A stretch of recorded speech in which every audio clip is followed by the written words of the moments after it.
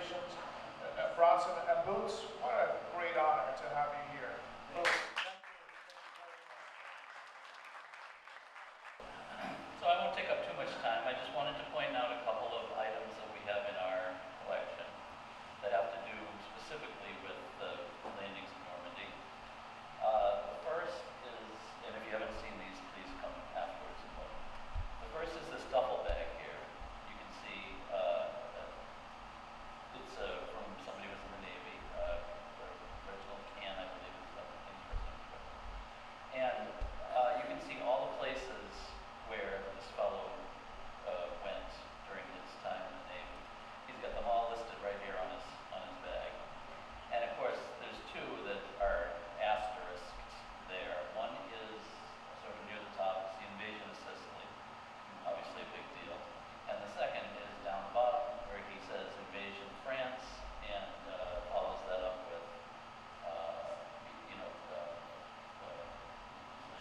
initial assault on Normandy Beach. So he was there.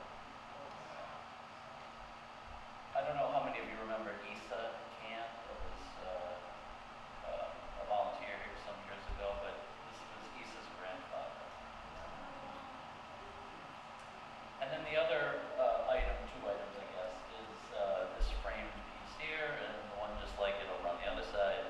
And what those are channel maps for where in the English Channel they had cleared mines or they had cleared a way to get across from England to France. And what's interesting about these is they shouldn't have survived, right? These were supposed to be used and destroyed right after. And a fellow here in town, Aylward was his name, he's a radio man on board one of the LSTs. And he was responsible for, in fact, we also have, not out on display, but we have a convoy frequency list that he used that same day, which showed frequencies to communicate with Omaha Beach, all the ships, all the other landing craft. It was very interesting. And you can see it's labeled BIGOT and top secret. And BIGOT was actually a military designation during World War II for above top secret. So, and these are printed on very thin, skin paper. They were supposed to be destroyed, burned, whatever. And I think this guy just shoved them in his pocket and came home with them, probably by accident. And yeah, so these are in our collection too. Very, very interesting things to take a look at if you have a minute. So I'm going to have Bronson come up and actually tell you a better story.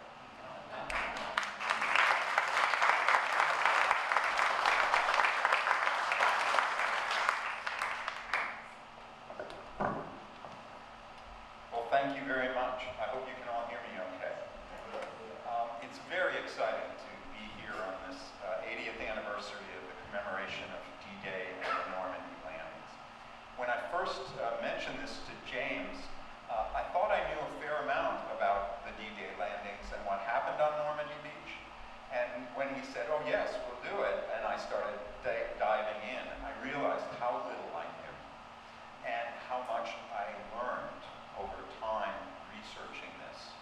And a lot of what I learned was in the almost 2 years prior to the Normandy invasion, there was a meticulous planning process which occurred between an international force of military and political leaders, which was unparalleled at that time.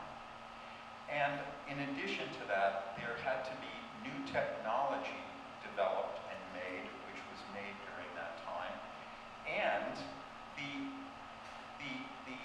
code-breaking skills of both people in England primarily and America were able to crack the code of the German military in ways which were sort of unimaginable and became the basis for the foundation of the digital computing revolution after the war. Quite amazing.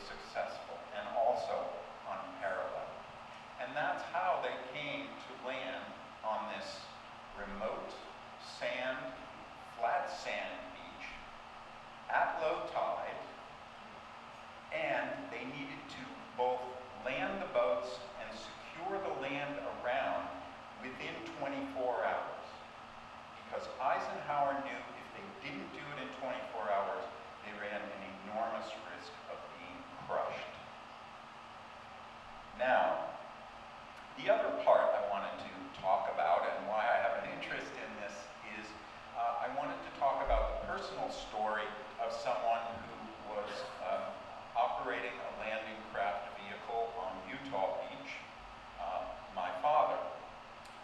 He wasn't in the first wave that went in. He was in the second or third wave that went in.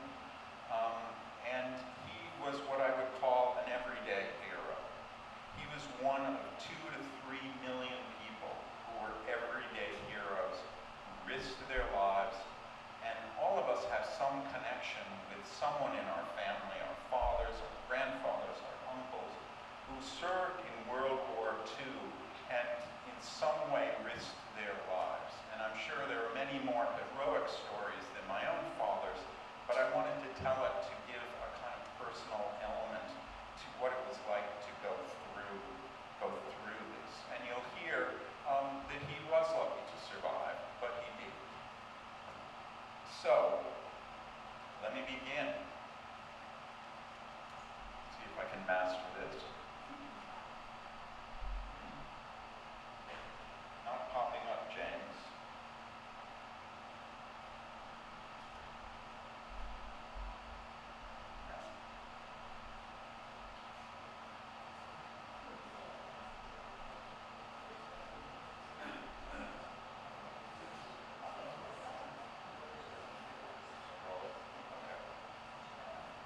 Okay, so why was D-Day Normandy landing important to the Allied war efforts? Well, the D-Day operation, codenamed Operation Overlord, brought together almost 160,000 land, sea, and air Allied forces in the largest amphibious invasion in history. And underline that, the largest there had never been an amphibious invasion like this in history. The D-Day operation required meticulous planning, unprecedented cooperation between international forces, military leaders, home state, and formed the basis for the post-World War II world, i.e. the United Nations. It opened a second Western front against Nazi Germany that led to the liberation of France, denying German exploitation of that country's economic and manpower resources, and weakened the Reich, making it vulnerable while it was pursuing a Eastern Front war. It opened up a Western Front war. And historians cite it as one of the most significant and consequential military campaigns in history, and the beginning of the end of the Second World War. So I wanted to give a brief timeline of the war, just to put it in context a bit. In 1933, Hitler becomes Chancellor of Germany.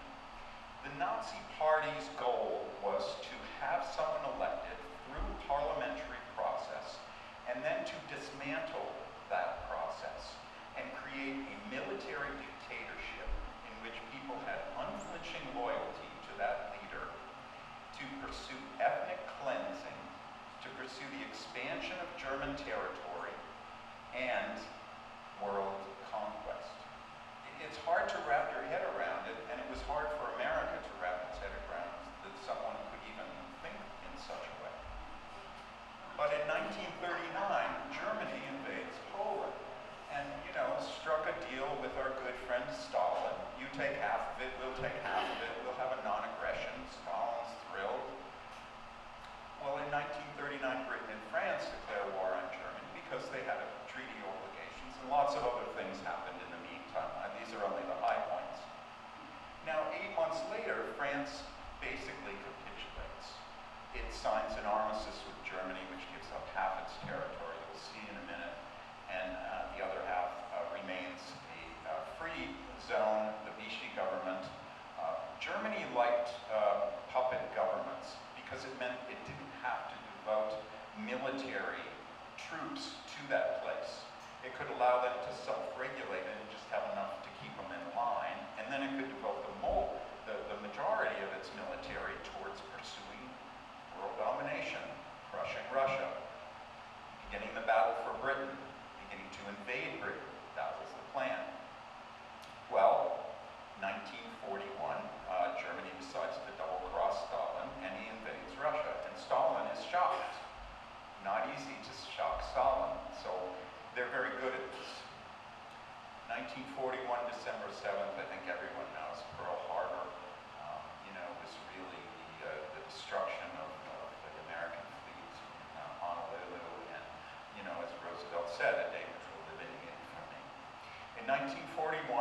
States and Britain declare war on Japan.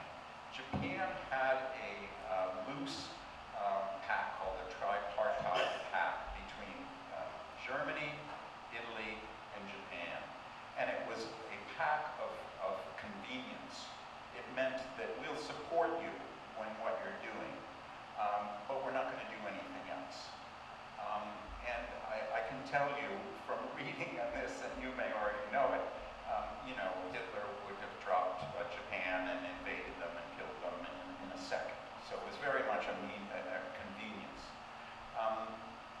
In 1941, Germany, in the 11th of December, Germany declares war on the US. Now, historians are kind of divided why Germany declared war at that point.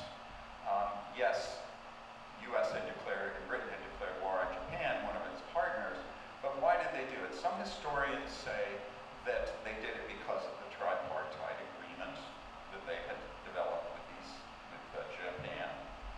Some others say that Hitler knew that war with the United States was inevitable because of the US's connection to Great Britain, and it's probably its rise to support Great Britain, so why not get it over with? The third opinion from historians is that Hitler was a pathological narcissist who didn't operate out of reality, and he just declared war and it was a mistake. Now, 3 hours later, the United States declared war on Germany, and we're off to the races.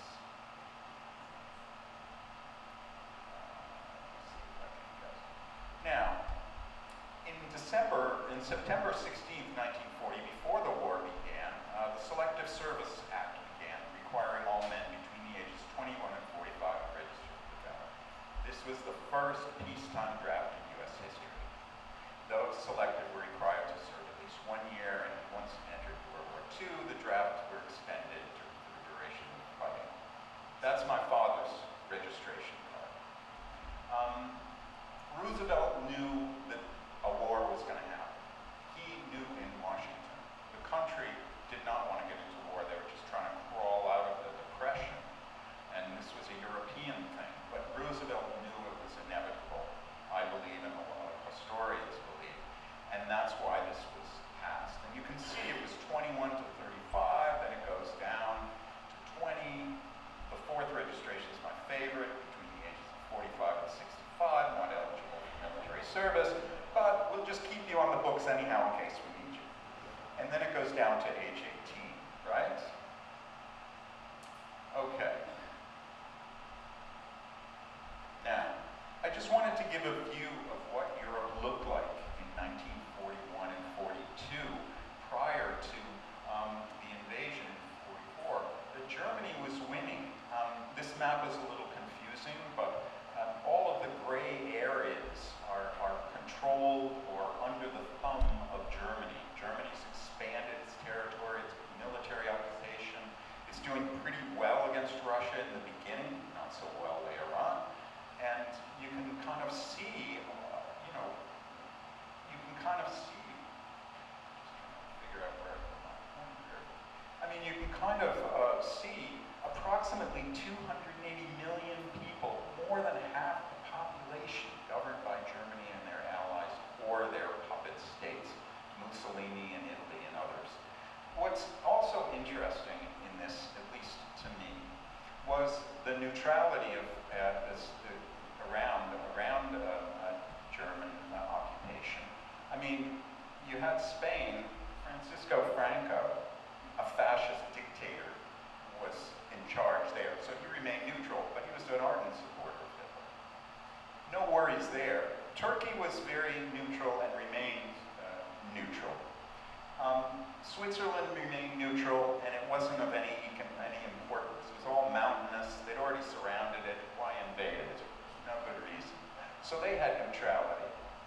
Sweden maintained neutrality. Norway was under occupation because they wanted this flank to be covered so that England could not invade through there.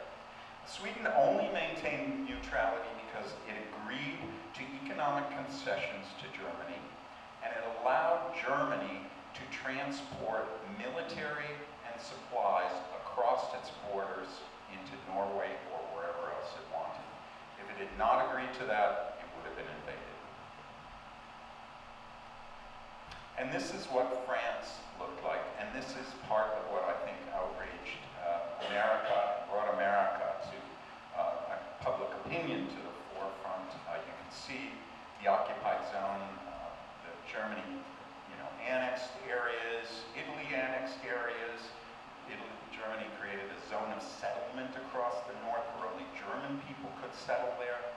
And the most important thing to know, and you're going to hear more about this, is the coastal military zone, the so-called Atlantic Wall, which went all along the coast of France. Highly fortified coastal wall. And you're going to hear more about it and the way that it was made even stronger. By fortified, I mean bunkers, machine gun nests, barriers on the beach to prevent boats from landing in any way, shape, or form. And you kind of say, this is thousands and thousands of miles. How could Germany create such an Atlantic wall? Well, it's easy if you use slave labor. And the Atlantic Wall was built by slave labor. Jews, gypsies, POWs, political opponents of the Reich. They think close to 2 million people were engaged in building that wall over time.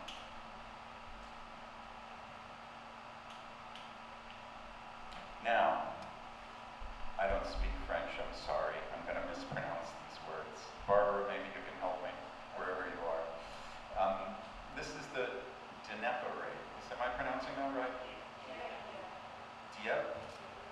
Okay. The Dieppe raid, or Operation Jubilee. The goal of this was, in 1942, was to occupy this port, which was between Calais and Le Havre, to go into the port, occupy it, destroy German military facilities within it, gather German intelligence, secure it for a short period of time, take prisoners, and leave. It was a total, unmitigated disaster. Over 6,050 infantry, primarily Canadian, supported by a regiment of tanks, went ashore with the protection of the RAF. The RAF lost 106 aircraft against 48 German aircraft. The Royal Navy lost 33 landing craft and a destroyer. Tanks were trapped on the beach and the infantry prevented from entering the town. Within 10 weeks, you can read the numbers, who landed were killed, wounded. Canadians suffered a 68% casualty rate. The raid was a complete fiasco and became a learning experience for the Allies. And that was the tipping point which led the American and British military to say, we have to think about this differently. Because if we try to storm a port like a deep water port like Calais, or a deep water port like Le Havre, Germany has that incredibly well fortified. We're going to have to come with an enormous amount of men and equipment and ships, and we have absolutely no guarantee they will not be annihilated. So it really took them back to the thinking of what do we need to do different that they're not going to expect, because that is the only way we are going to succeed. Now, my father was not the first person to go into World War II. My grandfather was, George. He joined the army when he was 45 years old. He was the father of 4, World War I RAF, entered the U.S. Army as a buck private. He wasn't conscripted. He volunteered. He was a military guy. He went to a military academy. My grandmother was not happy. They had a change of life baby who was 2 years old, and a teenager, and my father living there. he was going to go. He actually served in the army, made sergeant, served in a lot of combat in southern France, and was in the 100th Century Division, which took Munich, saw a lot of action, survived, got a Bronze Star, big military guy. As it says here, I'll just divert for a moment, he was an RAF lieutenant, which is true. This is him when he was 17 years old. He just graduated, and he wanted to join the Royal Flying Corps. So he did. That's one of his biplanes. He went to train for 8 months. They were pretty flimsy. They crashed. He crashed too, but didn't kill himself, which is good. And then he went on to officer training school and became a second lieutenant. And then 3 weeks later, the war ended. So he never got a chance to do it, but he did get a message from King George V thanking him for his service. And he looked pretty spiffy in the uniform, and my grandmother saw it, and she thought he was looking pretty good. They eloped. 9 months later, my father was born. Again, a little bit of a diversion, but I like this story.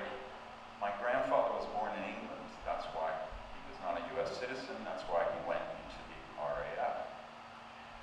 When my grandmother married him, she lost her American citizenship, because citizenship was determined by the husband, not by the wife. She was not happy. She was born in the US, her parents were born in the US. That changed when the 19th Amendment to the Constitution granting women the right to vote in 1920.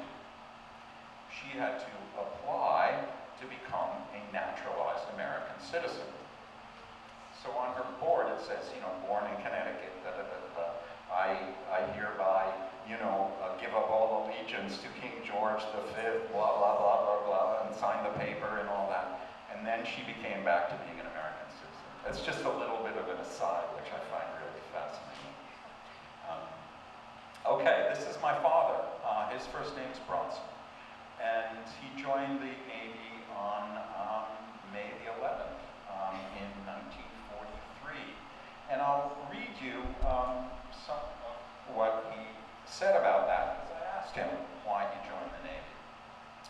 He said, "I knew I would be drafted soon, even though," oh, I forgot this part of the story. When I was talking about my father, he worked until he was 80, and then work was a big part of his life, and then he moved to Newburyport, and he had 2 good years in senior housing, and with me, I'm his only child, and his 3 grandchildren. And then, unfortunately, he had a stroke, and he had some other medical complications. He was confined to a wheelchair. He ended up in a nursing home. When he was in the nursing home, I said to him, "I would like to interview you about your experiences in World War II, because I've never heard anything about them. I've never heard you say anything at all about them, just like all the other greatest generations, right? Didn't talk about it, went on with their life." And he said yes. So I sat out on the patio, country manner, across from the field with the horse. There used to be the horses, and asked him questions with my pad and paper. I wish I'd recorded it. I have 100 questions I didn't ask him, but these are some of the answers that I did get from him. And that's how I know. He said, "I knew I would be drafted soon, even though I was working in a military-related manufacturing company, the Bullard Manufacturing Company. I wanted to go into the Navy because I grew up on the water in Long Island Sound. I liked boats and thought I could work on engine mechanics. I was sent to boot camp at the Finger Lakes outside Geneva, New York. Then I was sent to Richmond, Virginia to train at a diesel mechanic school.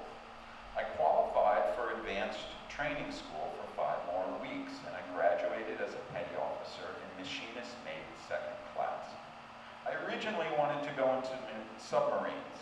I applied, but was waitlisted for officer training. I was shipped to England to Teignmouth Harbor, Cornwall, near Torquay. We were put up in a resort hotel. It was pretty nice. I was assigned to a ship to escort supply ships coming to and from England through the English Channel. We had a couple of encounters with German submarines, but we were never sunk and no one was ever killed. Actually, looking at this, I was looking at this earlier, and this is Torquay in Cornwall. This little inlet is where Teignmouth is, and that's where it was. And if you know, Cornwall's a pretty nice place. You know, it's in the south. It's near the Gulf Stream, so it's much warmer. The weather's really nice. So to be in a war, it was not a bad place for him to be. And this second part, I'll tell you about his description before I go on and do more of the history, is, you know, when you put a bunch of 18-year-old 20-somethings on a ship, even in the middle of a war, and even doing all this, it becomes a little bit like a frat house, right? I mean, all these guys. On my time off, he said, I spent time in the local pubs and dated 2 girls. One got serious before I was reassigned. I had a pet parrot on the ship. It was against the rules, but the skipper looked the other way because it raised crew morale. Everybody loved the parrot. The parrot became everybody's pet. I taught it to whistle at girls, which got me some attention. My crewmates and I taught him to say, forgive me, quote unquote, blow it out your ass.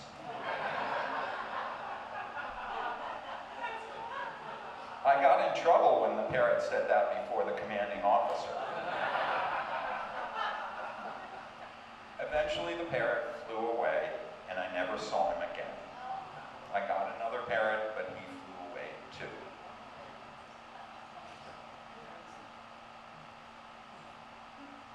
Now, Allied leaders met in Tehran in November 1943. There's Roosevelt with his characteristic cape, and I don't know, Stalin doesn't look too comfortable, does he? He looks pretty like, oh, what's going on here? But they met, and what was the consequence of that meeting? The United States and Britain agreed to open a second front by invading occupied France by May 1944. Churchill wanted a second front through the Balkans. He thought it was a much better strategy and would be unexpected by the Nazis. But Stalin nixed that completely. He did not want British or American troops in an area he wanted to control. The USSR would join the United States and Britain in the war against Japan once Nazi Germany was defeated, and the US and Britain agreed to Stalin's demand for a westward shift of the Polish border and Soviet domination of Eastern Europe as the price for opening an aggressive military campaign on the Eastern Front, Operation Bagration.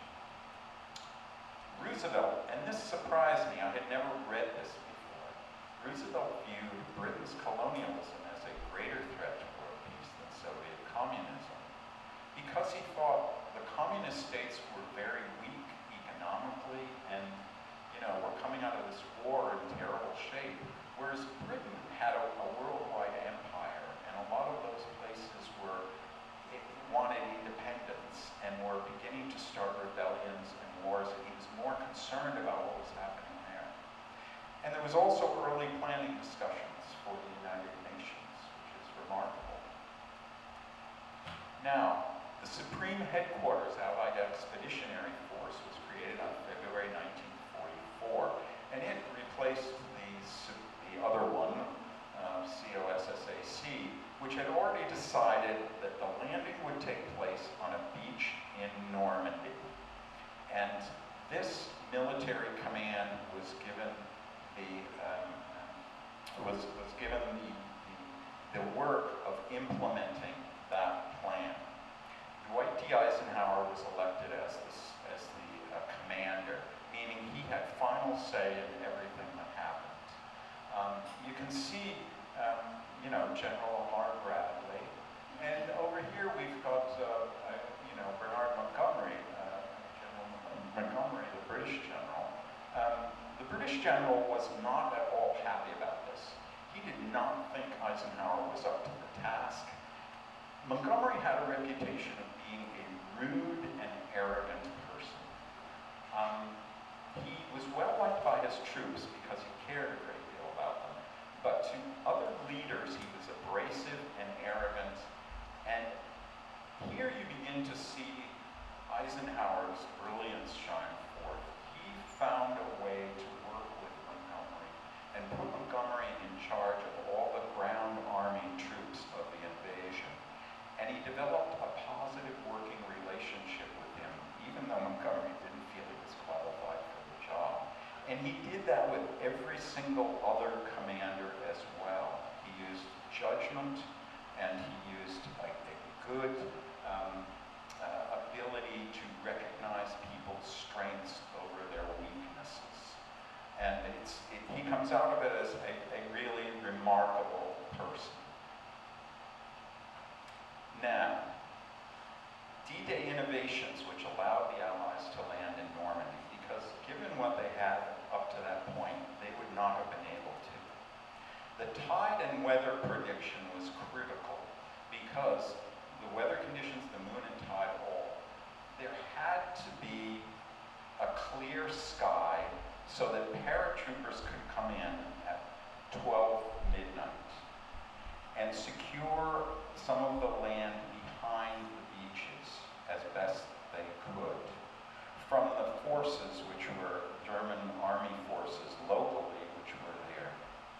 So the sky had to be clear, the tide had to be not violent, and the channel was known for being a very unpredictable piece of water. I'll read you something that Churchill had to say, which kind of gives a sense of that. He wrote, "The channel tides have a play of more than 20 feet, with corresponding scores along the beaches. The weather is always uncertain. The winds and gales may whip up in a few hours, irresistible forces against frail human structures. The fools or knaves who have chalked second front now on our walls for the past 2 years have not had their minds burdened by such problems. I have long pondered them." Amazing, articulate fellow. So, British mathematician, Arthur Dodd created special modifications to mechanized calculators that could reveal the patterns. And he identified the exact time D-Day landings should take place, H hour, between the 5th and 7th of June. If it did not take place during that, they would have to wait until July, in the mid-July, which would give the Germans a chance to uncover the plans. Eisenhower did not wish to do that. There was, in the original agreement, it was May, but Eisenhower nixed that because he wanted more boats produced. The U.S. was producing boats at the rate of 700 a month, and he wanted another 700 on the ground before he attempted this. Now, Dodson was backed up by Shagg, who advised Eisenhower that despite a storm on the 5th, the weather would improve long enough for the invasion to take place the following day. And again, 24 hours to make the landing and secure the land around it. There's always one person who's behind every big story, right? This is Maureen Flavin Sweeney.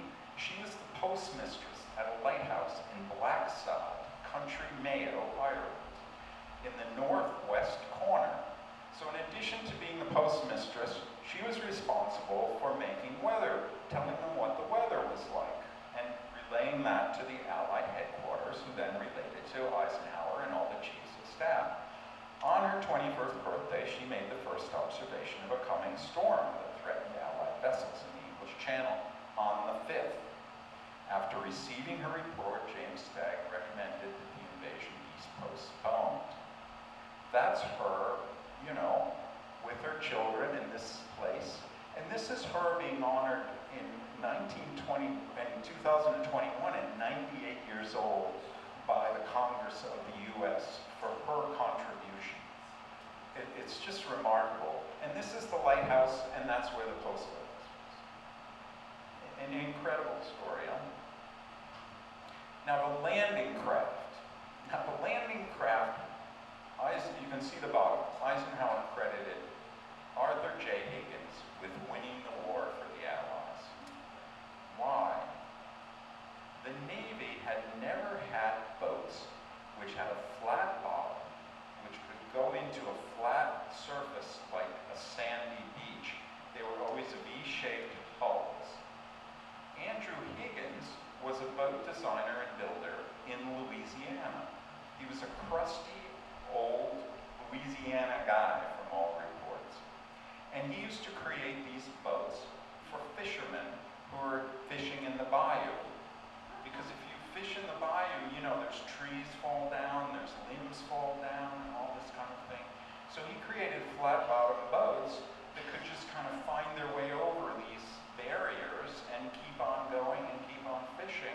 And the U.S. military sort of found him, and he said, sure, I can make something for you. And he did.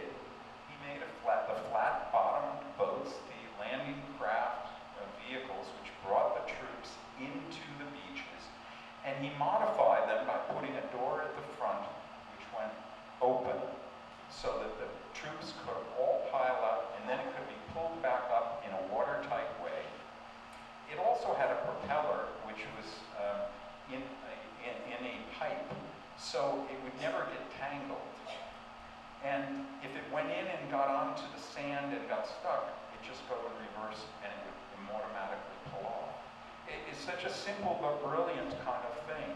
And it could be used against almost any shoreline in the world. And that's what was used to bring the troops in, his boat. Now there were many iterations later of much larger boats to bring tanks, to bring other supplies, to bring all kinds of things later on. And I'll show you, my father was on one of those. The gliders were first produced in '42. These were used in an unprecedented scale to transport troops and supplies to Normandy.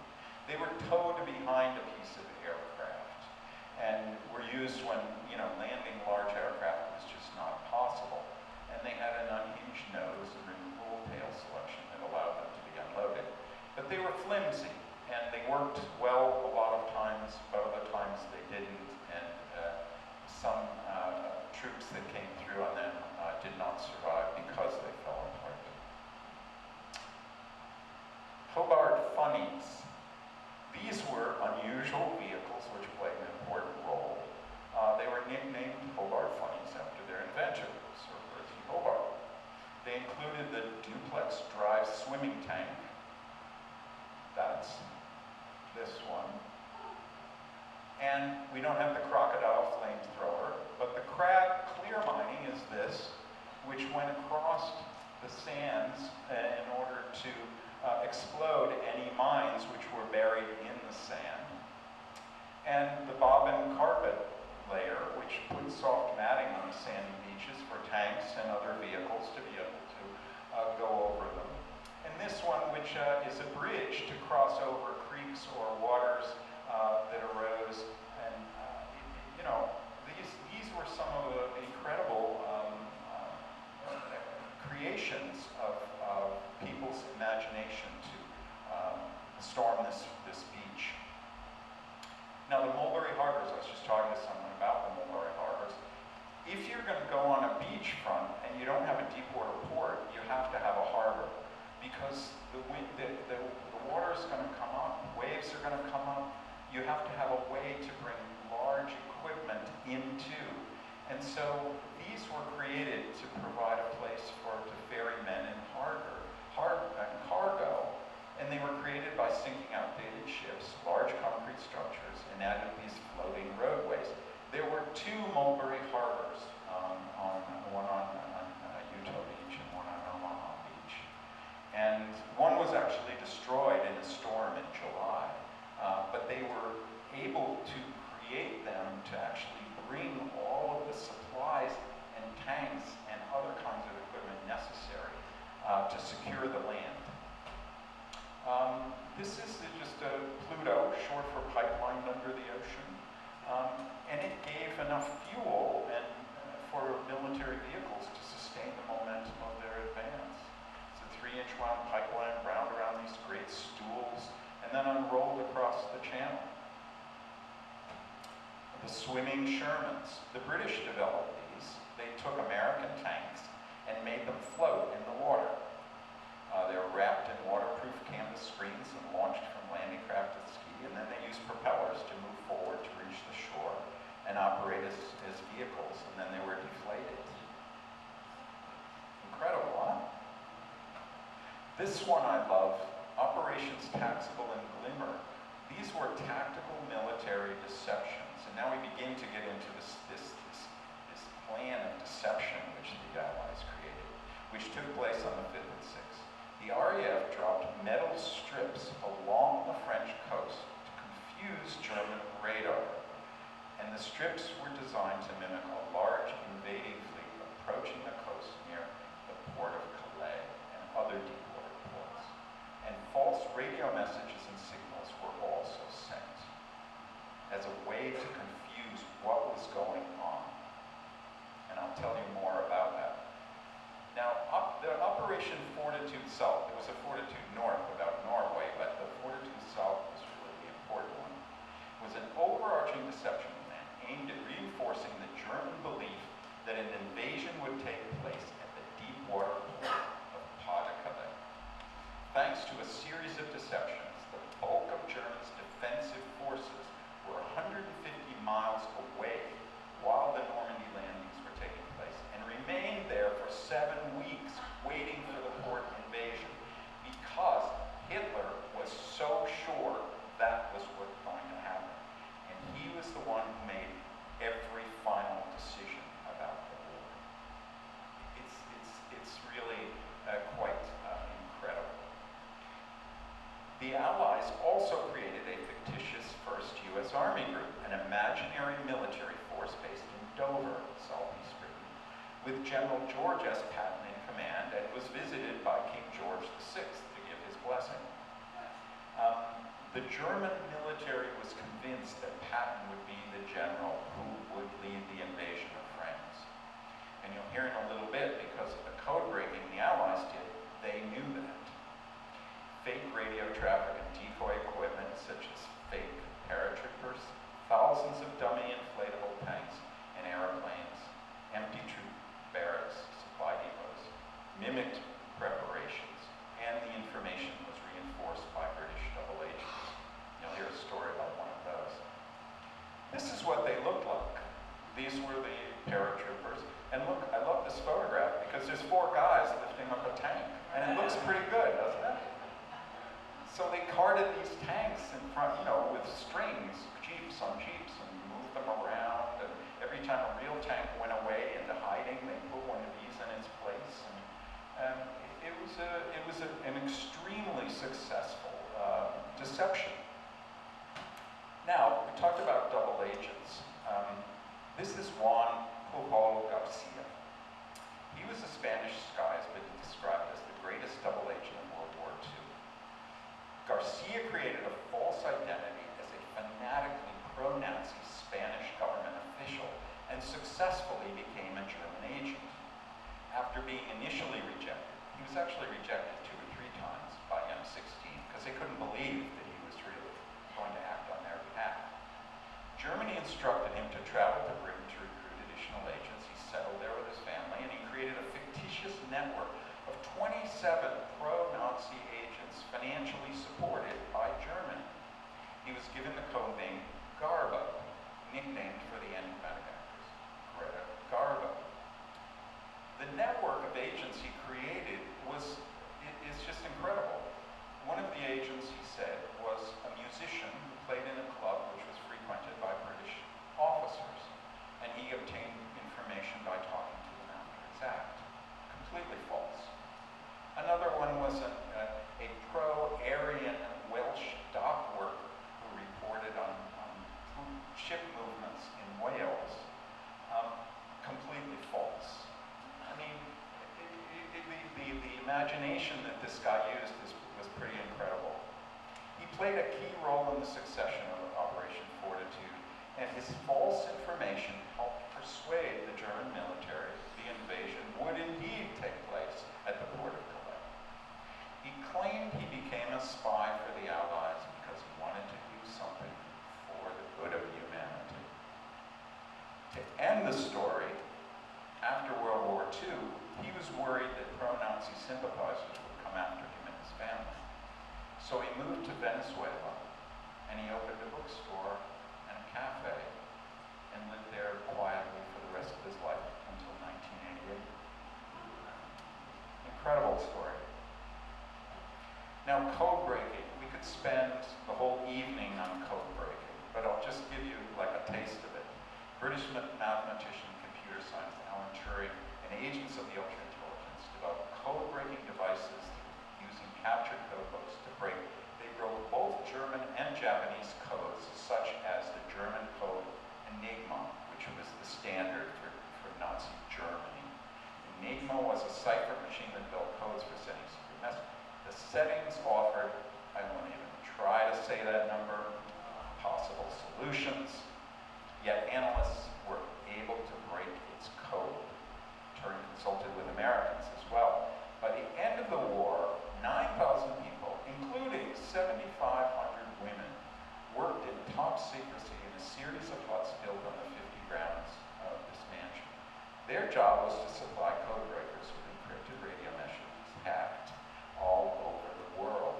Bletchley Place was the birthplace of modern digital computing. And that's what it looked like. Pretty stately British house, right? But this is, this is one of the huts. That's Alan Turing right there. You can see the number of workers receiving messages and passing them on. And you can also, I'm also going to show you some pictures of the Colossus, which was a progressive set of computers developed by the code breakers. And the Colossus is regarded as the world's first programmable electronic digital computer, although it was programmed by switches and plugs. The use of these machines allowed the US and military allies to get a high level between the German high command and Germany. It also helped to cipher in 1942 the more advanced Lawrence encrypted messages of high importance between Hitler and his generals. Its existence was only revealed in the early 2000s after 6 centuries of secrecy. It was such a top secret kind of endeavor. And so the Allies knew every message after July 1942 that Hitler was sending to his generals. It's incredible. This is what it looked like. It's pretty, I mean, it looks so primitive, doesn't it? But the complexity of it is really incredible. This is the Lorenz one, which was the highest level, which after everything went through here, then it went through there to find out what Hitler had to say that day. Now, at the time of Operation Overlord, this is what Hitler's empire looked like. He lost North Africa, and the Russians were really pushing back, and he lost a lot. Although he still controlled an amazing amount of area of Europe. And this is where the Normandy beaches were, just to give a sense of place. And you can see the Germans believed that Calais was the place because it's 22 miles from here to here. So it was just the logical point. And Hitler was convinced. Some of the other generals were not as convinced, but Hitler was convinced. And Le Havre was a little farther down. It was a deep water port and a longer transport. They weren't sure that they'd be able to transport that way. Cherbourg was a smaller port and not seen as a contender in this. But you can get a sense of the proportions and where Paris is in relation to the beaches. Now, this is Operation Overlord. Sorry, this is maybe not the best of maps, but it was hard to find a really good map. But you can see that the US had these two beaches. This is Utah Beach. Omaha Beach. The British had gold, Juno, sword. And this was the airborne brigade, British, and these are the two American, 82nd and 101st Airborne Division, whose job it was to go into this area and secure it against the troops who were all through here, and you can see all through here, particularly on Omaha Beach. And, you know, it's an incredible thing. General Eisenhower, of course, had the final say. What he said before they launched the invasion began at 12 o'clock midnight, as I said. The paratroopers went in to secure that land behind the beaches. And the boats went in, H hour was 6:30. And then they continued to come after that. And Eisenhower, before the paratroopers left, said to his generals, I hope we're doing the right thing. You'll see this is the fact sheet on Operation Overlord. Brought together, Operation Overlord launched 5 naval assault divisions to 50 miles of beach in Normandy. The beach is codenamed Utah, Omaha, Gold, and Sword. Operation Utah was the naval component of Operation Overlord. I actually read, because I'm into all these like obscure details, why did they call them that? And the answer I got was that Omar Bradley was sitting in his office, and 2 officers came into his office, and he said, "Where are you from?" And one said, "Utah," and the other one said, "Omaha, Nebraska." So he said, "All right, we're going to call it Utah and Omaha." Incredible. The other one, Gold, Juno, and Sword, the idea was to name them after fish. So you had goldfish. Juno was originally called Jelly. And Eisenhower said, "We're not calling it Jelly." It was changed to Juno and Swordfish. Almost 160 Allied troops landed on D-Day, made up of major forces from the United States, United Kingdom, Canada, and 12 other Allied nations. Approximately 23 and 400 airborne troops, 82 aircraft. Read this. 700 naval, 400 landing crafts, 1,200, approximately a total of 12,000 aircraft. What happens? The Allies suffered 10,300 casualties, killed, wounded, or missing. And that's an approximation. They don't know. We don't know how many were actually lost. They don't know. These are approximations. And you can see the difference, and we'll talk about that, on Utah Beach with 197 casualties, and Omaha with 24 to 3,000 casualties. Tragic situation. And Gold and the other ones. And you can see how many casualties there were on the paratrooper side as well. A high level of casualties, and we'll just talk briefly about why that was. Now, this is Eisenhower talking to the paratroopers of the 101st, on June 5th, before they're to leave at 12 a.m. You can see that they've got their faces blackened, most of them. And the interesting thing for me about this photograph is that Eisenhower, at this point, a couple of little random facts, he was suffering from high blood pressure and headaches. He was smoking 80 Camel cigarettes a day. I think that's 4 packs, isn't it? Yeah.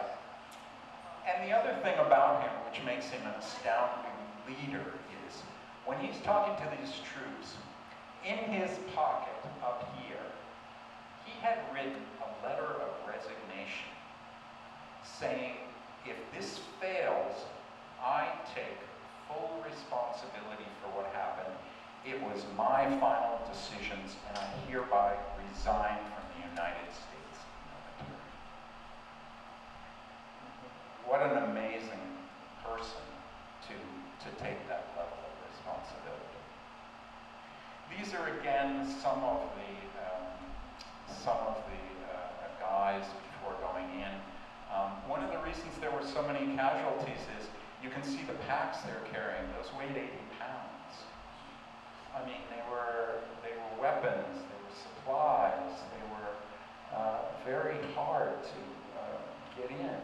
And the fields contained trees like this one. This one is actually a good story because someone is there trying to help him get down. German troops typically killed paratroopers in trees like this with flamethrowers and burned them alive. It was a very hard place to land because northern Normandy, and again I'm not going to pronounce this right, is known for the bocage.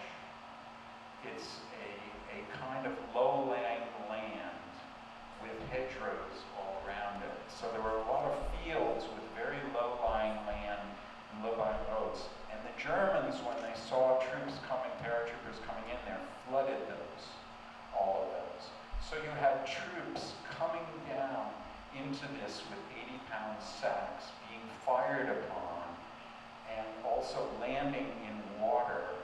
Many of the wounded just drowned because they could not be saved from the water. And, you know, not to linger on it, but, you know, this is a picture of someone who met that fate, and the ones who were carried over. It's just amazing. Yet they persisted. Now, this is the Filthy 13. The Filthy 13 was a demolition section of the regimental, and they were, responsible for putting in both bombs on bridges and areas where the Nazis might come, or also taking those bombs out. And they dressed up. The guy in the center here, his name is Mackenzie, was of Native American heritage. And so he dressed up as a Mohawk. And he said, we're all going to dress up as Mohawks. And they were called the 5013 because they didn't shower much. They used their water rations to go hunting and catch rabbits and pheasants and cook them in the water. And they were the inspiration for the book and film, The Dirty Dozen. Unfortunately, about half of the regiment was killed during the war. So, Omaha Beach. I mean, we all know something about that and the awful parts of that. They're part of the problem with Omaha Beach, and you'll see it in some of the photos. These photographs, by the way, were taken by Robert Kaplan. He was a life photographer for Life magazine. And he went in on one of the first landing craft vehicles and took photographs. He didn't get off the vehicle, but he was in one of the first ones in and took these astounding pictures of troops coming in. And you can see some of the barriers, you can see the landing craft vehicles in the back. Only about 7 photographs survived from his photography on Omaha Beach, and these are some of them. Now you can see the difficulties. There's a 100-foot cliff, right? 100-foot cliff with barracks, with barracks, nests. Yes. Well, machine gun nests were at the bottom. These were the cement pillboxes, all along the top, firing down. All along here, machine gun, barbed wire. There are all of these barriers here. These are the landing craft, vehicles.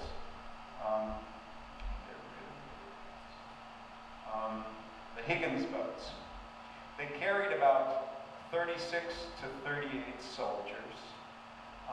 They were made to have 4 operators there's 2 machine guns on either side and 2 operators. They put 5 in because they thought one of them was going to get killed. They came off, one of the issues was the Axis, the Allies had come in with airplanes just at dawn to take out all of the nests, all of the bunkers and all of the machine gun nests. And they did this kind of precision bombing very successfully on Utah Beach. But it was very difficult to do on Omaha Beach because of the cliff, number 1, and number 2, the timing was off. So instead of going vertically, they went horizontally across because they were worried they were going to hit troops coming into the beach, and they missed most of their targets. And that's why all of the machine gunnery which the Nazis army had installed remained, and people were literally slaughtered coming off the boats. I mean, there's just no other way to put it. But somehow people persisted and made it to the base of this 100-foot cliff in what was said to be a very confused state. And somehow officers were able to organize, and they were able to find a way through the cliffs. There were a couple of passages through from where water and wind had created passages which they could go through, and with some of the paratroopers in the back take out the pillboxes by hand. But it was an incredible, anyone who went through it, it was a horrific experience. And this gives you an idea of what the Germans had created with their slave labor. I mean, there you've got the cliffs 100 foot, you've got machine guns down here, you've got concertina wire, you've got shingles on here, and you've got these hedgehogs, which are 15 foot tall, made of 3-cross steel beams. You've got log ramps, some with mines. You've got log posts, some with mines. And you've got Belgian gates. So this is why it had to be done at low tide, because there was no other way to go in and clear the beach of these, clear at least enough of them to create a pathway for larger boats to come in with tanks, with jeeps, with assault kind of vehicles and supplies. This, you can see, this is low tide. This is what it looked like. So it's pretty incredible. And the pillboxes were very sophisticated. They had been built out of cement and highly fortified. And this is the view from the top of that 100-foot cliff.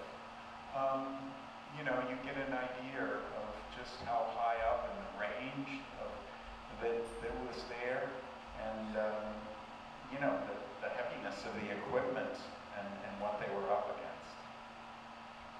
Now, it was a very different story on Utah Beach, and I have to tell you the story of this guy with the cane.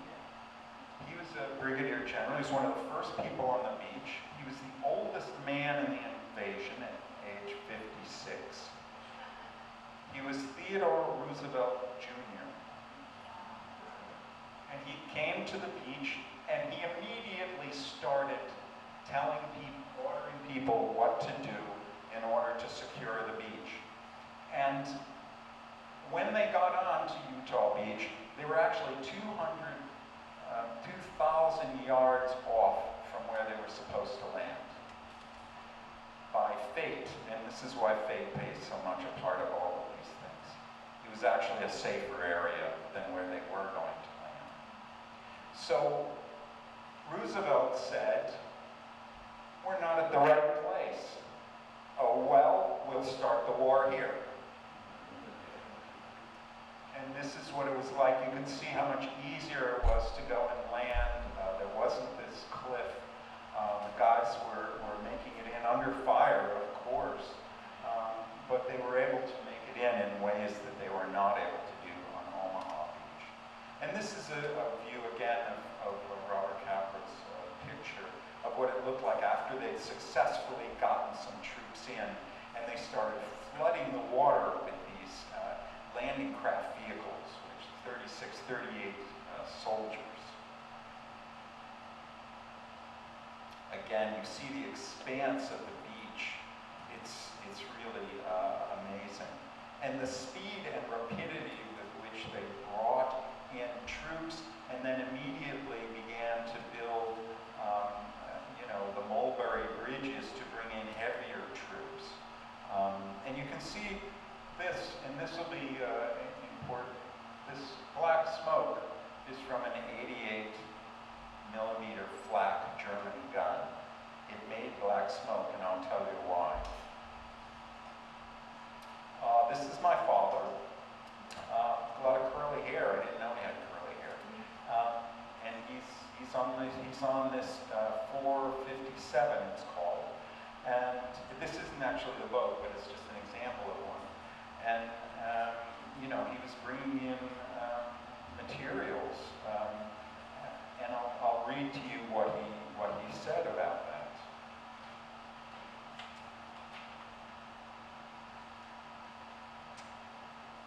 If we go back a little bit, he was still in England, in Torquay. We knew the invasion would happen, but no one knew when. Eventually the order came. I was assigned to an LCT landing craft tank number 457. We doubled up on the crew due to anticipated heavy casualties. 15 men instead of 11. We picked up the boat and the rest of the crew in Portsmouth. I was put in charge of the engines, anchors, winches, pumps, etc. We first transported Caterpillar D8 tractors. The D8R series was manufactured during the wartime, with some 9,900 being manufactured. We were assigned to Utah Beach, which was lucky because precision bombing was much more effective than Omaha. We were 24 hours and 18 minutes late for the invasion. It was postponed till June 6th. H hour for us was 8 a.m. We lost an anchor in a collision with a Navy tug as we went out. We were due to come in at 10:08. We unloaded by 10:05. On the first run, we were hit 3 times by a German 88 millimeter anti-tank gun.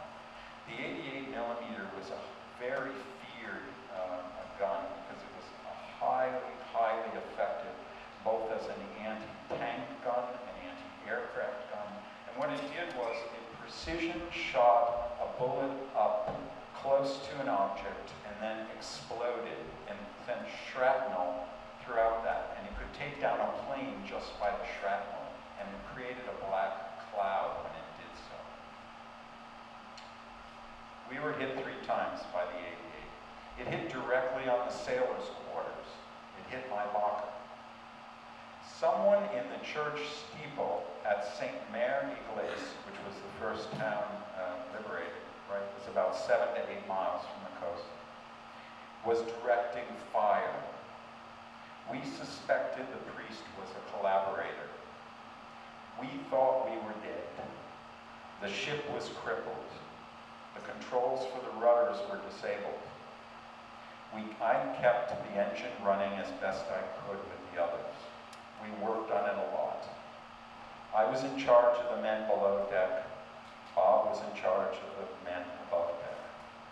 Bob said to me, "We're done for. We're not going to make it." I said, "Keep going. I'll keep the engine running." Somehow we made it out of range and made it back to the main ship. No one died on our boat.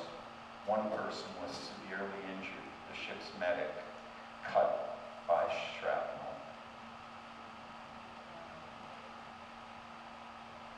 This is St. Mare de Iglesia. That's the church he was talking about, where they may have had someone who was directing fire at incoming ships.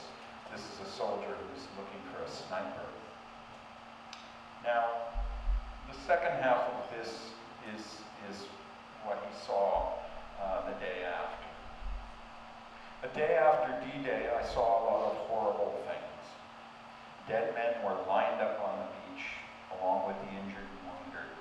We could see a lot of activity on Omaha Beach in the distances, carrying supplies and taking out the wounded for medical treatment. I heard there were a lot of dead soldiers lined up on the beach. Some still were in the water. Outside Utah Beach, I saw a paratrooper still hanging from a telephone pole with his genitals hanging out of his mouth. The Nazis did it to scare the soldiers pushing inland. I saw a lot of dead men and mutilated bodies in the fields.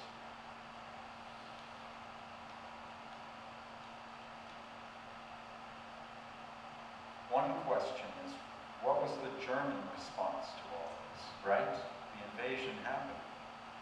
Well, these are the three who are in charge. Rundstedt was the commander-in-chief of the Army A and B. He was in charge of the Army in the West. Rommel was in charge of B. He had been demoted. Hitler was not happy he had lost North Africa.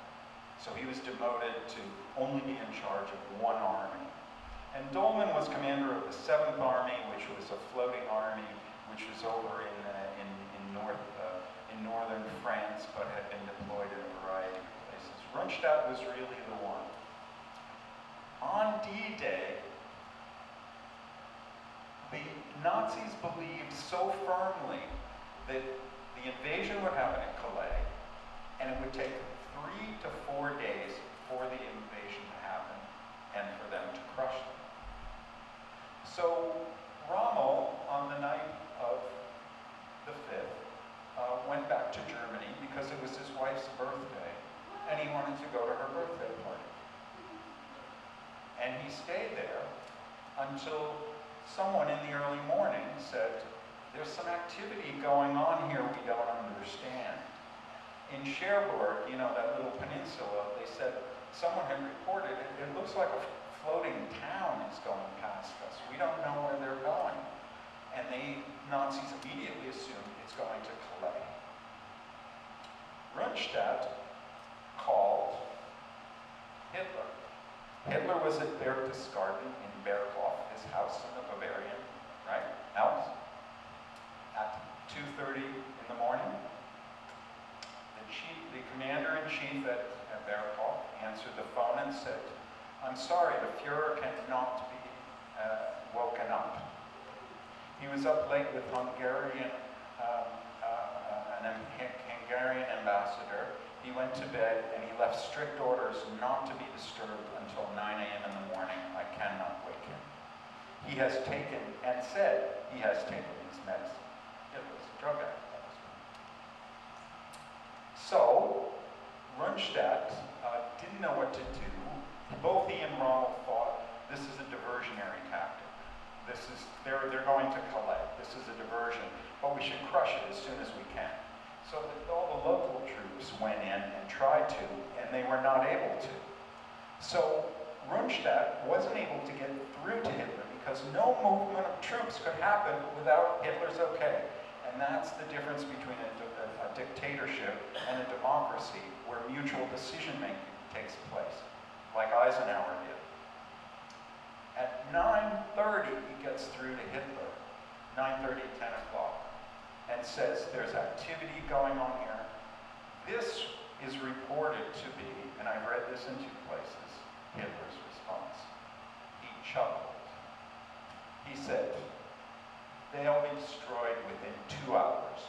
Just bring in your local troops. Rundstedt said, I'm not sure. We don't know exactly what's happening here. He said, bring in your troops, report back to me later. They did that. Rommel wanted to bring in a very forceful number of troops and crush it as quickly as possible. Rundstedt wasn't sure of that because he thought they were too powerful. He already had intelligence which told him they were already on the beaches in a very, very rapid amount of time. And that wasn't a good idea. So he and Rommel ended up in a conflict about it. What Rundstedt wanted to do was to withdraw troops and then maximize the force of surrounding troops and then crush.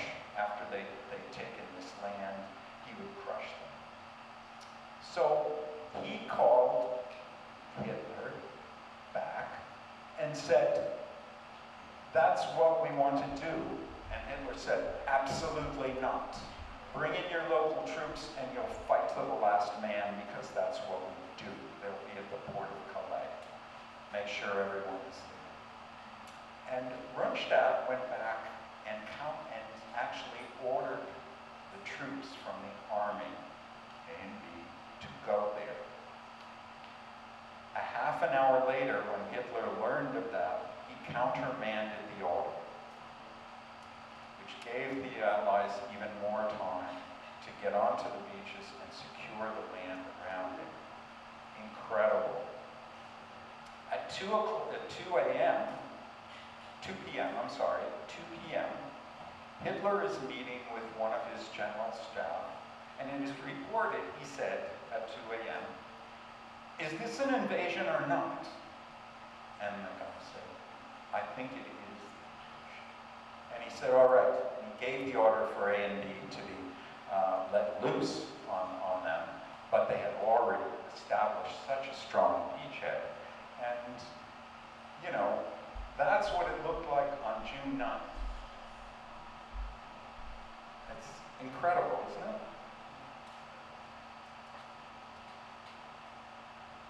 Now, back to my father and a little bit of what he had to say. Once the beach was established, after 3 weeks of bringing supplies and equipment to the harbor built on the beach, we went back to London to assemble on a new ship. We stayed at the Red Cross Hotel in Piccadilly Circus.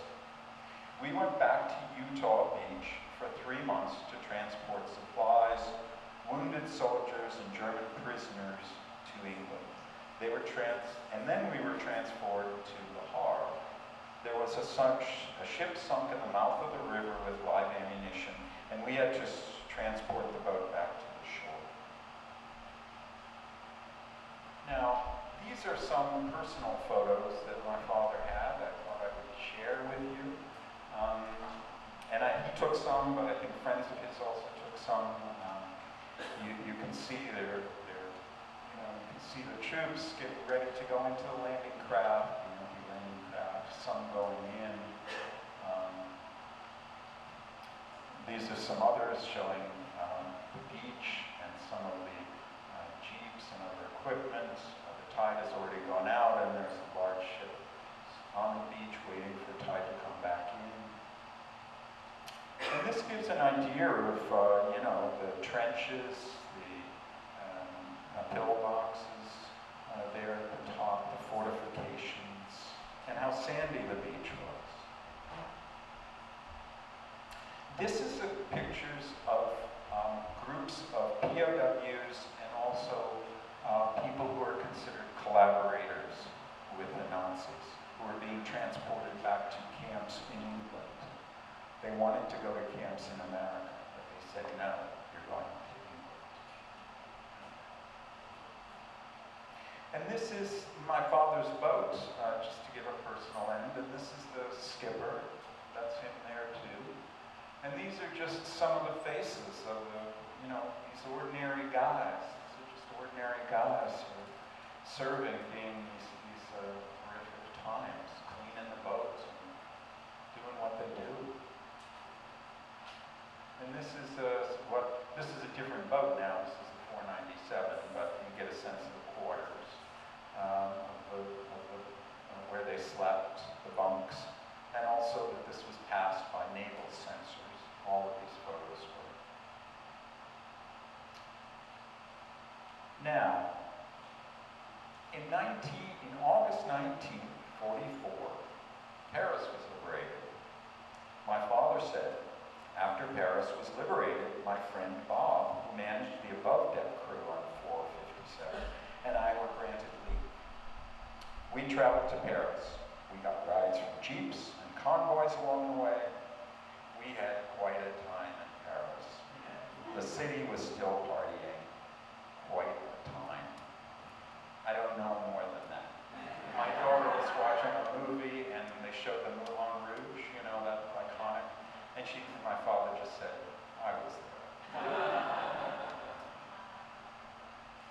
Now, this is the timetable to the end of the war in Europe. June 6th, the Normandy invasion.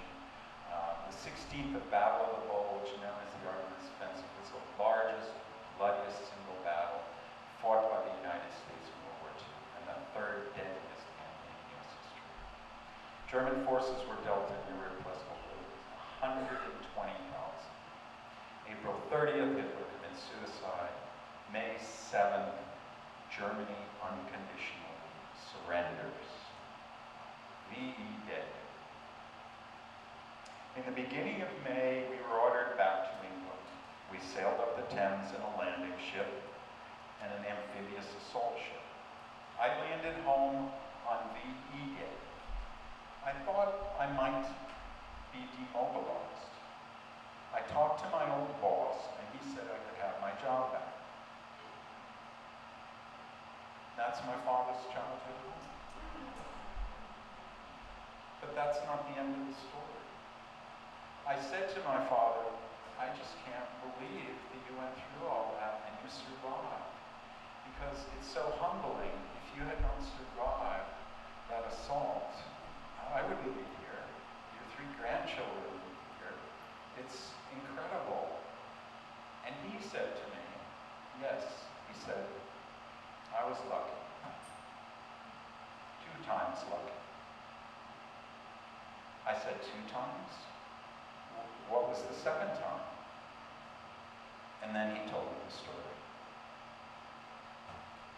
Demobilization, the most immediate task, was demobilizing troops and getting veterans back. And the U.S. did an amazing job of that.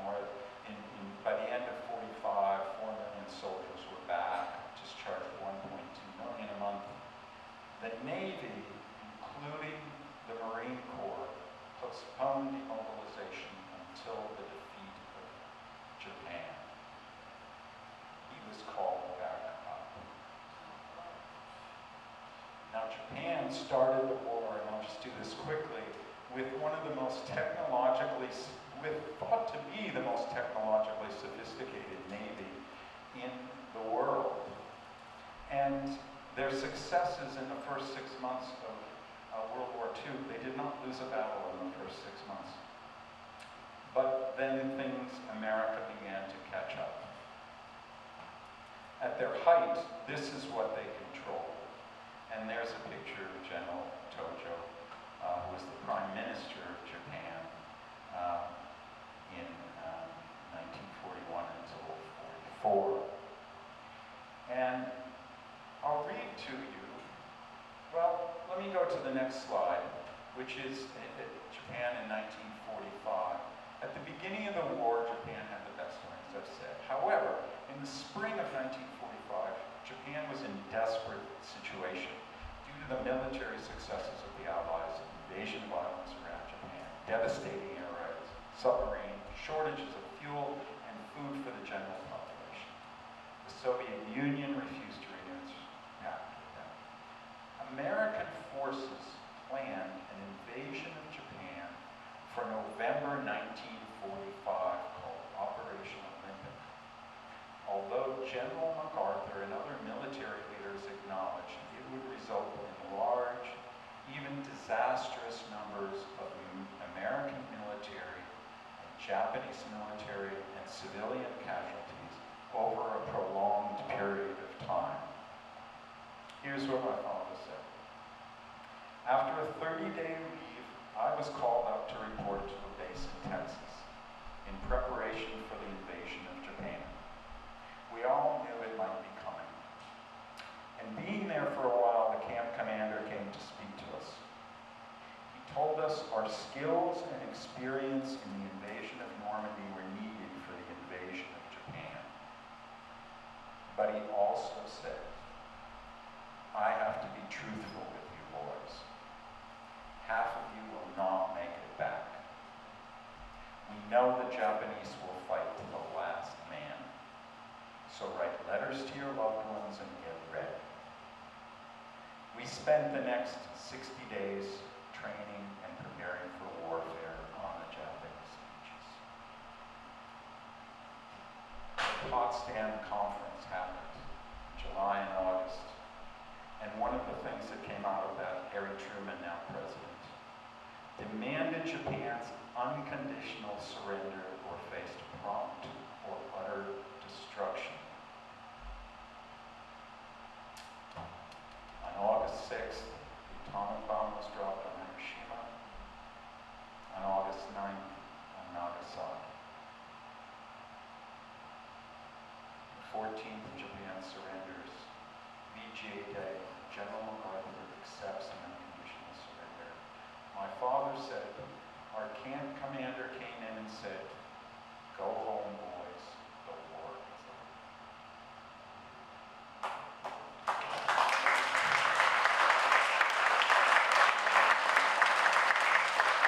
over. I want to offer in memoriam to my dad for all that he did. Again, an everyday hero. I know you all have heroes too. He was my everyday hero. And I also want to offer our gratitude to all the brave men and women who served in World War II, and our continuing thanks to all who served